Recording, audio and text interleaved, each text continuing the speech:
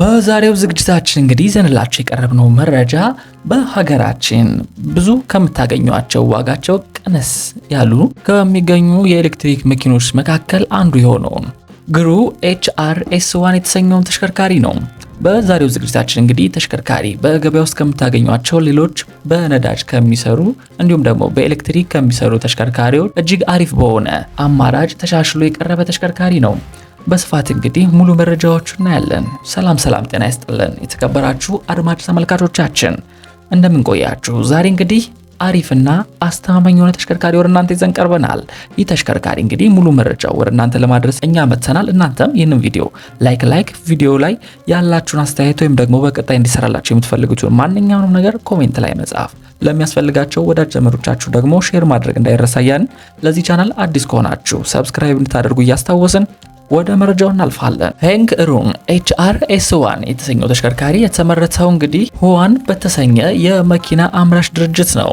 ይህም መኪና አምራች ድርጅት እንግዲህ የተመሰረተው ከ2014 ዓ.ም ጀምሮ የተመሰረተ ድርጅት ሲሆን እስከዛሬም እንግዲህ በመቶ ሺዎች የሚቆጠሩ የኤሌክትሪክ ተሽከርካሪዎችን ለገበያ አቅርቦ ይገኛል።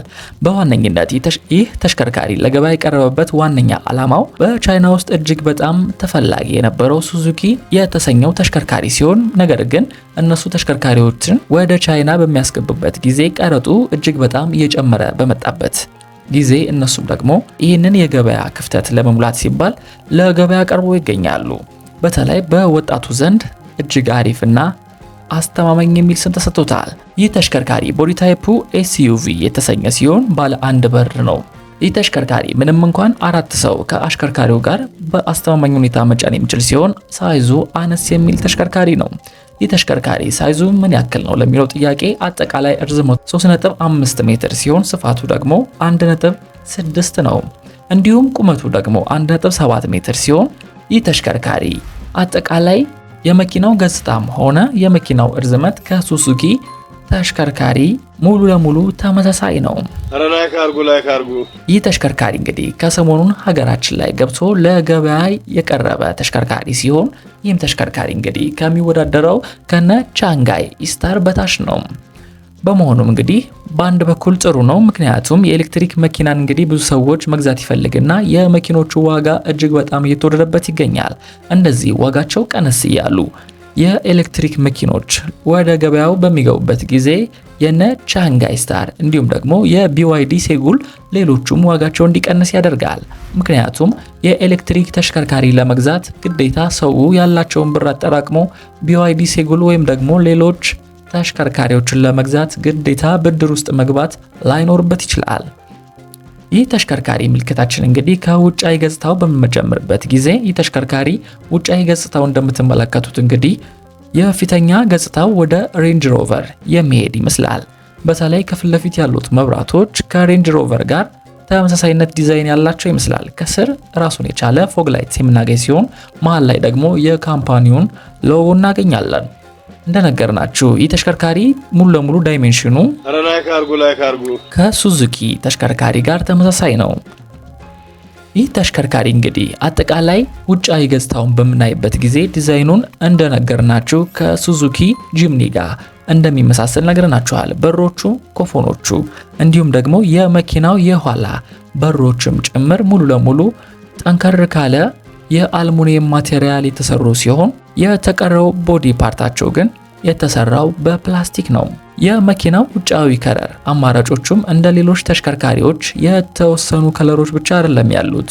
ይህ ተሽከርካሪ በተፈለገውና በምርጫችሁ የከለር አማራጭ ለገበያ ያቀረበ ሲሆን በፒንክ፣ በሰማያዊ እንዲሁም ደግሞ በኦሬንጅ እና በተለያዩም ቀርቦ ይገኛል። በሀገራችን ላይ በይበልጥ የምታገኟቸው በእነዚህ ነው። እነዚህ ተሽከርካሪዎች በዋነኝነት የተሰሩበት ዓላማ ለወጣቶች ተብለው ሲሆን ወጣቱን ይስበዋል ተብለው የሚታሰቡ ሞቅና ደመቅ ያሉ ከለሮችን አማራጮችን ይዘው የቀረቡ ተሽከርካሪ ናቸው። ተሽከርካሪው ላይ የተገጠመለት ቸርኬ በምናይበት ጊዜ ቸርኬው እንግዲህ ሙሉ ለሙሉ የአልሙኒየም ቸርኬ የተገጠመለት ሲሆን ዲዛይኑም እንግዲህ ስፖርታዊ ነገር ለማድረግ ሞክረዋል። ለፊተኛው ዲስክ ብሬክ የተገጠመለት ሲሆን ለኋላኛው ደግሞ ድራም ብሬክ እዚህ ተሽከርካሪ ላይ ተገጥሞለት እናገኛለን። የተሽከርካሪ እንግዲህ ከመሬት ያለው ከፍታ ከሌሎቹ ተሽከርካሪዎች አንጻር ያን ያህል ዝቅ ያለ ነው ማለት አንችልም። ምክንያቱም ደግሞ የተሽከርካሪ ዊል ቤዙ አጭር ከመሆኑ በተጨማሪም ወደ ላይ ትንሽ ከፍ ተደርጎ ነው የተሰራው። ወደ ኤስዩቪ አይነት ቅርጽ እንዲኖረው ታስቦ ማለት ነው። ይህም ስንል እንግዲህ ተሽከርካሪው ኦፍሮድ መውጣት ይችላል ማለታችን ሳይሆን ለከተማ አገልግሎት ጥሩ ነው ማለታችን ነው እንጂ ለኦፍሮድ ትንሽ መኪና ያለው ጉልበት ራሱ ከከተማ ውጭ ለማሽከርከር ያን ያህል የሚመከር አይደለም። መኪናው የጎን ገጽታውን በምንመለከትበት ጊዜ እንግዲህ ይህ ተሽከርካሪ የተገጠመለት ስፖኪዮ በምናይበት ጊዜ ተሽከርካሪው ላይ የተገጠመለት ስፖኪዮ ሙሉ ለሙሉ ማኑዋል የሚታጠፍ እንዲሁም ደግሞ የሚዘረጋ ሲሆን ከላይ ደግሞ ሩልፍ ሮድ ተገጥሞለታል። የመኪናው በር መክፈቻ ምንም እንኳን የተሽከርካሪ ባለ አንድ በር ቢሆንም የተለመደ አይነት በር መክፈቻ ተገጥሞለት እናገኛለን። ይህንን ተሽከርካሪ እንግዲህ ቻርጅ ማድረግ ከፈለጋችሁ በፋስተም እንዲሁም በስሎ ማድረግ ትችላላችሁ። ቻርጂንግ ኢምፖርቶቹንም በግራና በቀኝ በኩል የምታገኟቸው ይሆናል። የተሽከርካሪው የኋላ ገጽታው በምናልፍበት ጊዜ ደግሞ እንደምትመለከቱት እንግዲህ ከላንድ ሮቨር ተሽከርካሪዎች ጋር አሪፍና ተመሳሳይ አድርገው የሰሩት ተሽከርካሪ ነው። ከላይ እንደምትመለከቱት የፍሬም መብራቱን የምናገኝ ሲሆን መሃል ላይ የዝናብ መጥረጊያውን እናገኛለን። ከኋላ አነስተኛ የሆነ ሮ ማቴሪያል የምናገኝ ሲሆን ከሱም በታች እንግዲህ የተሽከርካሪው ሞዴሉን የሚገልጽልንና የካምፓኒውን ጽሑፍ እናገኛለን። ይህ ተሽከርካሪ እንግዲህ የኋላ መብራቶቹ ሙሉ ለሙሉ ኤልኢዲ መብራቶች የተገጠሙለት ሲሆን ከስር ደግሞ አነስተኛ ሪፍሌክተር ተገጥሞለት እናገኛለን። ይህ ተሽከርካሪ እንግዲህ ከገዛችሁት ጊዜ ጀምሮ ለአገልግሎት ጊዜ መጠቀም ያለባችሁ ይህን ተሽከርካሪ ከገዛችሁት እንግዲህ ብዙ ጊዜ ለግል አገልግሎት መጠቀም ይኖርባችኋል። ምክንያቱም እነዚህ ተሽከርካሪዎች ለራይድ አገልግሎት እንጠቀምበታለን ብላችሁ ከገዛችሁት ተሳፋሪ ለመጫን ግዴታ የተሳፋሪው ወንበር ወደፊት ዝቅ ማድረግ ወይም ደግሞ ማጠፍ ይኖርባችኋል ማለት ነው። እነዚህ ተሽከርካሪዎች ደግሞ ወደ ውስጥ ስንገባ በስፋት እናሳያችኋለን። ወንበሮቹ ሙሉ ለሙሉ ማኑዋል ስለሆኑ 10 ጊዜ ከፍ ዝቅ ወይም ደግሞ ማሽከርከር አንድ ስራ ይሆንባችኋል ማለት ነው። እነዚህ ተሽከርካሪዎች እንግዲህ ስለዚህ ሪኮመንድ የምናደርጋችሁ ለግል አገልግሎቶች እንድትጠቀሙባቸው ነው። ወደ ውስጣዊ ገጽታው በምንገባበት ጊዜ ይህ ተሽከርካሪ ውስጣዊ ገጽታው እንግዲህ ከሱዙኪ ተሽከርካሪ ትንሽ ለየት ያለ ነው። ለየት ማለቱ ብቻ ሳይሆን ደግሞ ዘመናዊ ተሽከርካሪዎች ላይ ሊኖሩት ይገባል የሚባሉ ፊቸሮችን በተሻለ መልኩ ለማሟላት ሞክሯል። የውስጣዊ ገጽታው እንግዲህ የመኪናው ወንበሮች ሙሉ ለሙሉ በሌዘር እና በጨርቅ ወንበሮች የተገጠሙላቸው ሲሆን እነዚህ ተሽከርካሪዎች እንደ ትሪም ሌብሉ ልዩነት ይኖራቸዋል። ወንበሮቹንም እንግዲህ አጀስት ለማድረግ ከፈለጋችሁ ኤሌክትሪካሊ ሳይሆን በማኑዋል አጀስት ማድረግ ይኖርባቸዋል። ተሽከርካሪው ላይ የተገጠመለት መሪ በምናይበት ጊዜ ሙሉ ለሙሉ በሌዘር የተሸፈነ ሲሆን ይህ ግን እንደነገርናችሁ ከትሪም ሌብል ወደ ትሪም ሌብል ልዩነት ይኖራቸዋል። ይህ ተሽከርካሪ ላይ ሁለት አይነት ትሪም ሌብል ያላቸው ሲሆን ከፍተኛና ዝቅተኛ በመባል ይለያሉ። የተገጠመለት መሪ ላይ እንግዲህ የተለያዩ በተኖች ይገኛሉ። የክሩዝ ኮንትሮል፣ አንዳንድ የድራይቪንግ አሲስት ፊቸሮችን ያሟሉ ስለሆነ እነሱንም የምንቆጣጠረው በዚሁ በተኖች አማካኝነት ነው። ተሽከርካሪው ላይ የተገጠመለት ድራይቨር ዲስፕሌይ በምናይበት ጊዜ ሙሉ ለሙሉ በዲጂታል የሆነ አነስተኛ ስክሪን የተገጠመለት ሲሆን በዚህም ደግሞ መኪናው ምን ያክል ቻርጅ እንደቀረው ወይም ደግሞ በምን ያክል ፍጥነት እየተጓዘ እንደሆነ እንዲሁም የትኛው ማርሽ ላይ እንዳለ በቀላሉ ለመለየት ያስችለናል። መኪናው እስከፈለጋችሁ እቃ ማስቀመጫ ከፊት አነስተኛ ቦክስ እናገኛለን። ከዚህም በተጨማሪ ደግሞ መሃል ላይ አነስተኛ እቃ ማስቀመጫ እናገኛለን። የመኪናውን ኢንፎቴመንት ስክሪን ለክፉ የሚሰጥ አይደለም። ያን ያክል ዘመናዊ ነው ለማለት ቢከብድም ከሞላ ጎደል ግን ማሟላት ያለባቸውን አንዳንድ ነገሮች አሟልተዋል። ይህንን ስንል ደግሞ አፕል ካርፕሌይ እንዲሁም ደግሞ አንድሮይድ አውቶ የመሳሰሉ ፊቸሮችን እዚህ ላይ እናገኛለን ማለት አይደለም። ከኢንፎቴመንት ስክሪኑ ወረድ በምንልበት ጊዜ የተለያዩ በተኖች አሉት። እነዚህም በተኖች እንግዲህ የኤሲ መቆጣጠሪያ እንዲሁም ደግሞ ሌሎች ነገሮችን የምንቆጣጠርበት ራሱን የቻለ በተን የምናገኝበት ሲሆን ይህ ተሽከርካሪ ላይ ከሌሎች ተሽከርካሪዎች እንግዲህ አሁን ላይ ገበያ ላይ ካሉት ለየት የሚለው መልኩ የምናስነሳው እንግዲህ በቁልፍ ነው። ይህ ተሽከርካሪ ሌድሩም እንዲሁም ደግሞ ሄድሩም ለአሽከርካሪው በቂ የሚባል ነው። ያን ያክል ሰፊ የሚባል ቦታ ባይኖረውም በቂና አስተማማኝ የሆነ ቦታ እናገኛለን። ጥያቄ ውስጥ የሚገባው የኋላ ወንበር ላይ ነው። የኋላ ወንበሮቹ ላይ እንግዲህ በምናልፍበት ጊዜ ቁመታቸው ረዘም ያሉ ሰዎች ላይ በጣም ላይመቻቸው ይችላል። ምክንያቱም ከላይ ያለው ሄቱም ጠባብ የሚባል ነው። ከዚህ በተጨማሪ ሌግሩም በምንመለከትበት ጊዜ አጭርና ጠባብ የሚባል ነው ያላቸው፣ ለረዣዥም ሰዎች አይሆንም። በዚህ ምክንያት እንግዲህ የኋላ ወንበሮቹ ላይ ህፃናት ቢቀመጡበት ሞር ሪኮመንድ እናደርጋለን። ይህ ተሽከርካሪ ላይ እንግዲህ ከሌሎቹ ተሽከርካሪዎች እንግዲህ በዚህ ፕራይስ ሬንጅ ማለት ነው ከምናገኛቸው ውስጥ ትንሽ ለየት ያለ ነገር አለው። ይህ ተሽከርካሪ እቃ ማስቀመጫው ከኋላ ብቻ ሳይሆን ከፊት ለፊትም አነስተኛ የሆነ እቃ ማስቀመጫ አለው። ኮፈኑን ከፊት ለፊት ስንከፍተው እንግዲህ ትልቅዬ ሻንጣ የሚመስል ነገር ከፊት ለፊቱ እናገኛለን። ሻንጣውንም ከፈት ስናደርገው ደግሞ አነስተኛ የሆነ ቦክስ እቃ ማስቀመጫ እናገኛለን።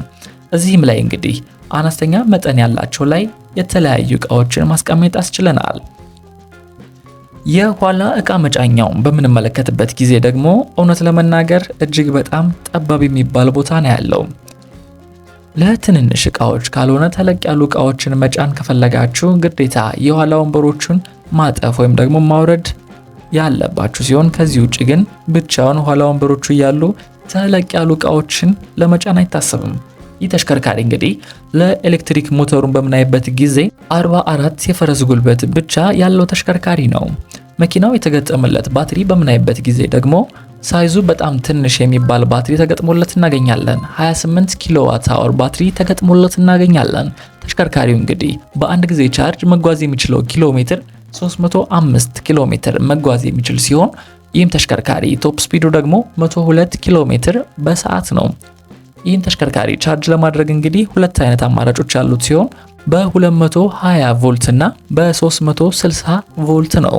በ220 እንግዲህ ተሽከርካሪ ቻርጅ ለማድረግ 9 ሰዓት የሚፈጅበት ሲሆን በ360 ደግሞ በ40 ደቂቃ ውስጥ ፉል ማድረግ እንችላለን።